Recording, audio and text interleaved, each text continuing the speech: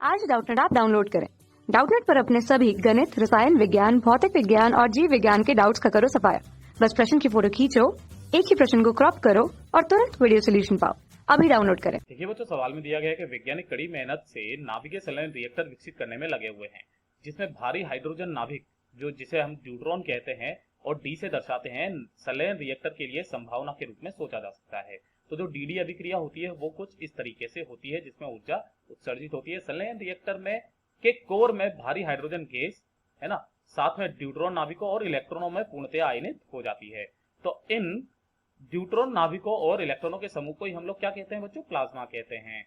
तो reactor core में नाभिक यादृच्छिक गति करते हैं, यानी कि इधर उधर गति करते हैं, रैंडम, और यदा कदा इतने पास आ जाते हैं कि वो नाभिक संलयित हो सके, यानी कि एक दूसरे में संलयित हो जाते हैं, यानी कि उनकी जो गतिज ऊर्जा होती है वो पूरी की पूरी स्थितिज ऊर्जा में परिवर्तित हो जाती है। तो सामान्यतया रिएक्टर कोर में तापमान बहुत अधिक होता है और इस कारण किसी भी पदार्थ की दीवार इस प्लाज्मा को अपने अंदर परिसीमित रखने में सक्षम नहीं हो पाती है। लेकिन इसलिए विशेष तकनीकों का प्रयोग करके इस प्लाज्मा को कुछ समय तक परिसीमित किया जाता है, इससे पहले कि कण जो है हमारे जो इलेक्ट्रॉन संलयित होने के लिए आए वो दूर दूर ना चले जाए, उससे पहले। तो यदि n ड्यूट्रॉनों का घनत्व मतलब संख्या प्रति इकाई आयतन हो और तथा टी नोट परिसीमन समय हो, तो जो n टी नोट होता है हमारे पास में, ये n टी नोट को लांसन नंबर कहते हैं। और एक मानक के अनुसार के ये पता चलता है कि किसी रिएक्टर को सफल बनाने के लिए लांसन नंबर का मान जो है वो इतने से अधिक होना चाहिए। ये चीज ध्यान में रख लेना है ना। तो नीचे दिए गए स्थिरांकों का आपके लिए प्रयोग उपयोगी हो सकता है। बोल्ट्जमान नियतांक का मान दिया गया है, E²/4πε0 का मान दिया हुआ है आपके पास में, है ना। और हमसे बोला गया है कि डी अभिक्रिया के प्रयोग से बन सकने वाले रिएक्टरों के 4 संभावित प्रारूपों के लिए की गई गणना के परिणाम नीचे दिए गए हैं। तो लांसन मानक के अनुसार इन चारों में से कौन सफलता का सबसे सशक्त रूप है? तो ध्यान से देखिए बच्चों, लांसन नंबर के आधार पर तो हमें यहाँ पर एक चीज बोली गई थी, अगर आप याद हो तो ध्यान से देखिए, लांसन नंबर का जो मान है ये इससे ज्यादा होना चाहिए, 5 × 10⁻14 से, है ना। ये एन टी नोट जो है 5 × 10⁻14 से ज्यादा होना चाहिए। तो आपके पास में जो विकल्प है ये हमारे पास में ये अ, ब, स और ये द। ध्यान से देखिए बच्चों, इसके अंदर आपको ये न्यूट्रॉन घनत्व जो है ये n है ना, और जो परिसीमन समय टी नोट का मान दिया गया है। और आपको बात पता है कि जो एन टी नोट जो होना चाहिए वो बड़ा होना चाहिए हमारे 5 × 10⁻14 से, है ना। जो भी बड़ा होगा उससे हम लोग बना सकते हैं। और हमसे जो बोला गया है ये क्या होना चाहिए? ये होना चाहिए, ऐसे करके लिखते हैं, ठीक है। और हमसे ये बोला गया है कि सफलता का सबसे सशक्त रूप कौन सा, यानी कि इसके आसपास आने वाला कुछ नंबर। तो ध्यान से देखिए बच्चों, सबसे पहले हम लोग अ के लिए देखते हैं। आपके अ में जो दिया गया है हमें, तो देखिए बच्चों एन और टी नोट का मान ये दिया गया है। आपको क्या करना है, इससे एन टी नोट का मान निकालते हैं। तो एन टी नोट जो निकलेगा इससे, ध्यान से देखिए बच्चों, 2 × 10⁻12 × 5 × 10⁻³ तो ध्यान से देखिए बच्चों, ये 2 × 5 ये 10 हो जाएंगे, इससे 10⁻² बच जाएगी। तो ये जो लगभग बराबर आ जाएगा मेरे पास में, ये आ जाएगा मेरे पास में 10⁻10।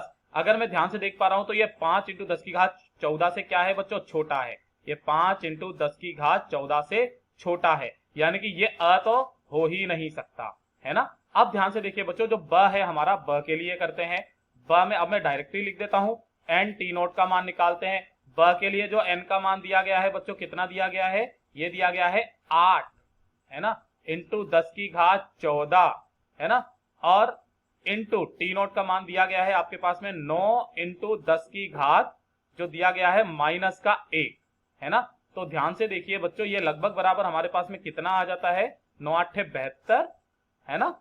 और इंटू 10⁻, ये मेरे पास में आ रहा है बच्चों 13, है ना। 10⁻ कितना आ रहा है बच्चों? 13 आ रहा है, जिसको मैं लगभग कितना लिख सकता हूं?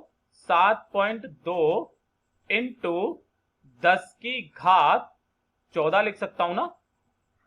हाँ, 14 लिख सकता हूं। ध्यान से देखिए बच्चों, अब देखिए बच्चों 10⁻14 और हमारे पास में जो होना चाहिए बच्चों, ये इससे बड़ा होना चाहिए। तो जी हाँ बच्चों, ये वाला जो है इससे बड़ा आ रहा है हमारे पास में 5 × 10⁻14 से। ध्यान से देखिए, तो ये जो है हमारा एकदम सही जवाब है ब। चलिए स और द को भी हम लोग एक बार चेक तो करेंगे। स के लिए करते हैं तो एन टी नोट निकालते हैं। तो एन का मान कितना है स में?